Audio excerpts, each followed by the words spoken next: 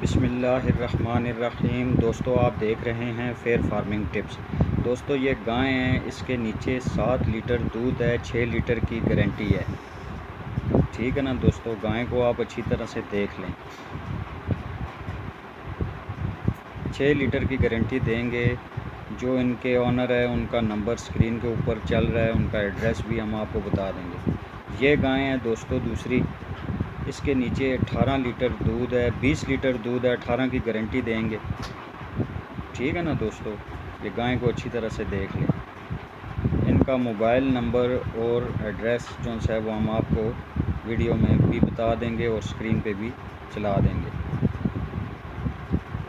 ये भैंसें हैं दोस्तों, 4 अदद भैंसें हैं दोस्तों। इनके नीचे 6-6, 7-7 लीटर दूध है। ठीक है ना, 6-7 लीटर दूध की मालिक जो हैं वो गारंटी देंगे। तसल्ली कर लें दोस्तों।